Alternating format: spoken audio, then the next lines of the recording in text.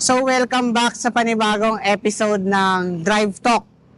So ngayon, ang i-feature nating sasakyan itong 2025 Mitsubishi Montero Black Series 4x4. So alamin natin kung maganda nga ba. Let's find out here in Drive Talk. So bago tayo magsimula, nais ko magpasalamat sa Mitsubishi Alpine Motors at saka kay Ma'am Diana Figueroa para mapayagan tayo ma-vlog itong Montero Sport.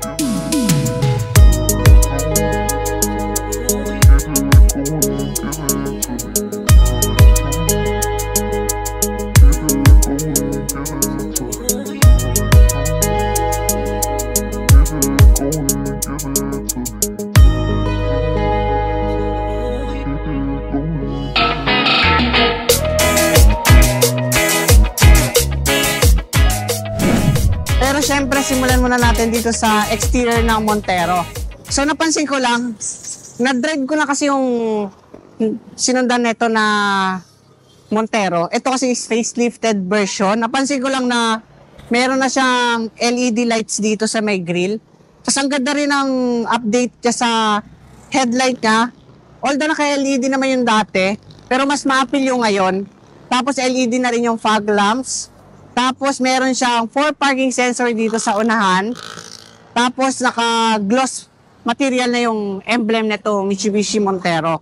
So napansin ko lang dito sa Montero Sport, meron siyang headlight washer dito sa 4x4 model. So dito sa mags ng Montero, nagbago siya compared dun sa sinundan nito na facelifted.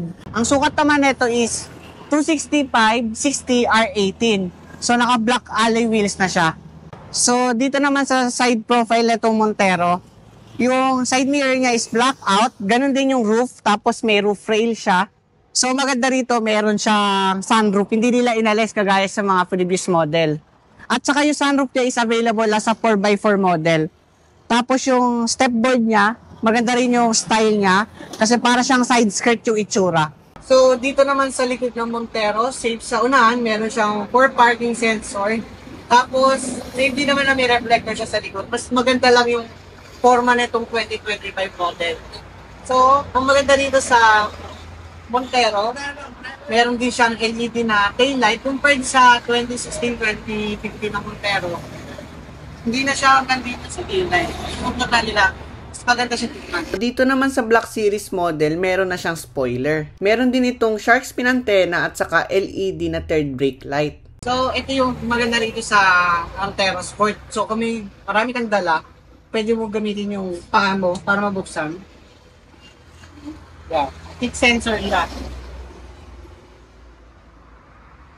So, dito sa Montero Sport, meron siyang extra storage dito, same sa expander. Hindi nga lang kasya yung sapatos. Tapos, meron siya dito, sa likuran para pag-carga kayo. Tapos, nandito naman yung sa tools. Tapos meron siya mga sabitan dito sa likod. Dalawa yan. Yan. So pagtutupin niyo yung upuan sa likod. Ang maganda dito sa Montero, folded block, 50-50 split. Unlike other cars na medyo naka-incline yung upuan, dito hindi. Kasi yung upuan niya, yung mismong upuan, nababaliktad. Tapos yung sandalan yung nagapa. Kaya malumag yung dito. Tapos, yung spacing niya, tama lang din. Hindi naman siya sobrang sige. Pwede na. Ganito naman kaluwag ang Montero kapag nakatupi lahat ng upuan. At bukod pa rito, meron naman itong special feature kung saan pwede mo mang-control doon sa may driver's side para mabuksan mo yung tailgate. At ganun din kapag isasara mo. Ang makina naman ng Mitsubishi Montero Sport Black Series ay 4N15 with 2.4 liter turbocharged direct injection diesel with MyVec. Meron naman itong 181 horsepower at 430 Nm of torque. At meron din itong 8-speed automatic transmission with sport mode. So ngayon nandito tayo sa loob na Montero Sport na Black Series. So ang maganda rito, pag inunlock mo yung kotse, automatic bumubukas yung side mirror. Ganun din kapag ilalak mo yung sasakyan. So pagdating naman sa spacing ko, maganda rin yung spacing ko rito. Headroom ko, okay naman. Ang maganda rito kasi sa Black Series, blackout na yung mga roof niya. So, hindi na siya dumihin. So, dito naman sa visor niya, meron siya lights and mirror. Ganun din sa passenger side. Tapos, ito pa nagustuhan ko. May mga grab handle siya hanggang sa likod. Kaya hindi kayo mahirapan sumakay dito. Yung accent naman ng upuan niya, maganda kasi naka Virgin D maroon yung kulay niya. Sobrang social yung itsura niya. Yung aircon nito, naka dual zone climate control. Tapos may Nano X. Same siya sa X-Force. Kaya may filter siya. Kaya yun yung maganda rito. Tapos yung dashboard naman niya, hindi naman siya soft touch, hard plastic. Pero yung mga padding niya, malambot. Ganon din dito. Tapos may extra pocket siya sa ilalim. Tapos yung head unit niya, same naman din siya sa previous model na Montero Sport. So, ang maganda sa head unit niya, meron na siyang built-in na navigation. Tapos yung 360 camera naman niya, same lang din sa dati. Hindi nga lang siya sobrang linaw. Tapos meron kayo dito extra storage. Wala nga lang siyang wireless charging. Tapos meron kayo dito HDMI port, dalawang USB socket. Tapos nandito yung sa deep lock kasi 4x4 to. Tapos meron siyang 12 volts na socket. Kaso, ang downside lang dito kay Montero, marami siyang piano black finish. Medyo gasgasin. Tapos ito yung select nyo sa 4x4. Tapos meron siyang isa mga hill design sa kayo sa parang sa putik yata to. Sa ito pa maganda rito dahil meron siyang Super Select 4-wheel drive 2. Tapos yung parking sensor nyo is automatic na with auto hold. Tapos meron kayo dito lagayan ng tubig. Tapos yung steering naman niya is leather wrap na may controls ng adaptive cruise control at saka voice command. Tapos control naman ng head unit. Pagdating naman dito sa instrument cluster ni Montero, naka fully digital na siya. Bukod pa rito, ang upuan naman nito ay merong 8-way power seat adjustment. Ganon din sa passenger side. Ang manibela naman nito ay merong manual tilt and telescopic. Yung center console naman niya, ang maganda rito, meron siyang tray. May kaluwagan din naman. Tapos yung glove compartment naman niya, maluwag din. Kasi yung mga files. Tapos yung bintana naman nito is automatic up and down. Tapos meron siyang lamp siya dito sa pinto pag bumubukas yung pinto niya. Kaya maganda. Tapos may mga tweeters. Tapos ito ang pinakamaganda dito. Meron siyang sunroof. Tapos yung map light naman niya is hindi pa siya LED. Ang rear view mirror naman nito ay meron ng auto dim. So lipat naman tayo dito sa likuran nito Montero. So ngayon nandito naman tayo sa likod ng Montero Sport. So, kagaya sa unahan, medyo okay naman yung spacing ko doon. Ganon din dito sa likod. Ito yung normal driving position ko. Maluwag siya. Headroom ko, sakto lang. Medyo may kasikipan na.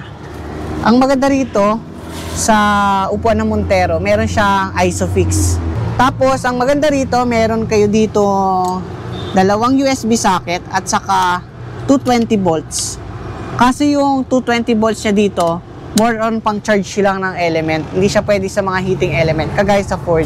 Tapos yung armrest naman niya, merong cup holder.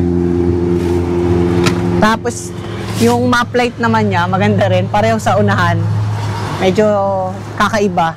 Tapos yung mga aircon vent niya nandito sa may gilid. Ang tunnel naman dito sa Montero ay may kataasan. So lipat naman tayo dito sa third row seat. So, dito sa likod, in-adjust ko yung middle row ng saktuhan lang. Hindi naman naka-incline dito.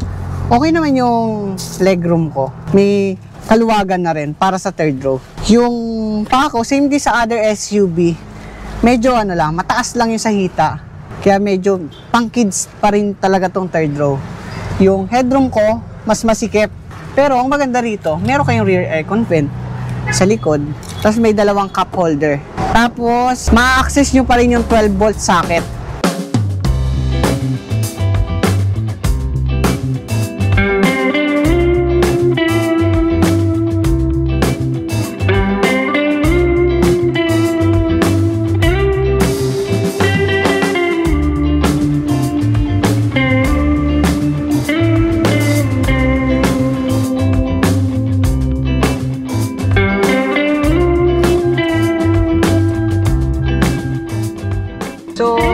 Nandito tayo sa loob ng Mitsubishi Montero Sport na Black Series na 4x4. Pero papakilala ko muna sa inyo si Sir Julius, ng Mitsubishi Quezon Ave. yan. Kung malapit kayo sa Quezon Ave, visit nyo lang si Sir Julius. Marami siyang unit na available. Yes. Kaya niya ibigay sa inyo lahat. Discount sir, may mabibigay ba kayo sa mga? Pag pumunta kayo sa dealership namin. So yun, punta na lang kayo dun sa Mitsubishi Quezon Avenue. Sabihin nyo lang napanood nyo dito sa Drive Talk.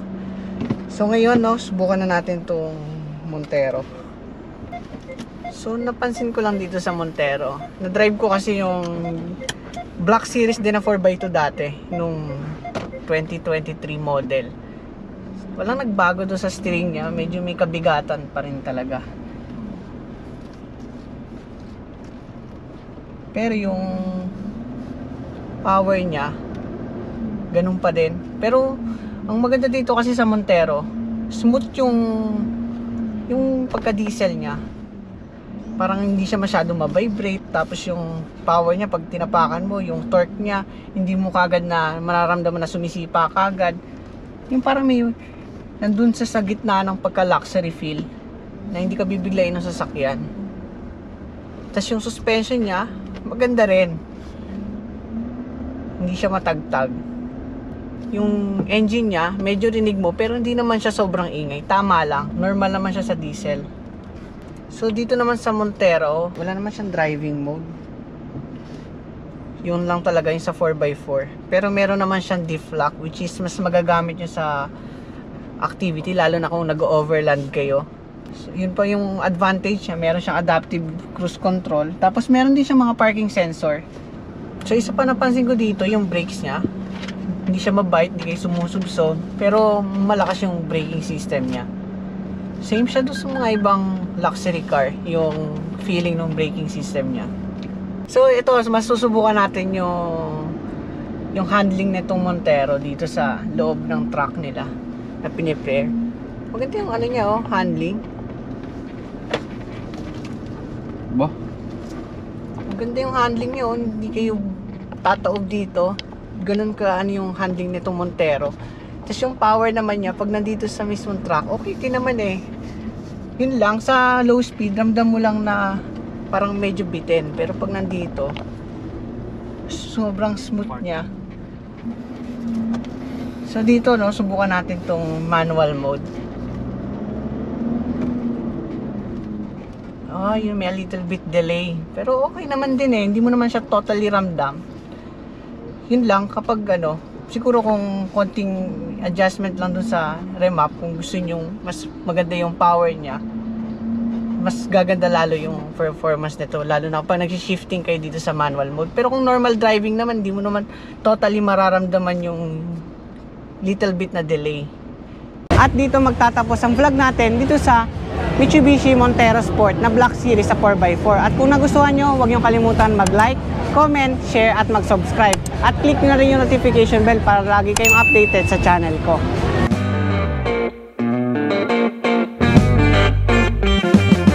Isa ka rin ba sa mga naghahanap ng mga imported na Canada product?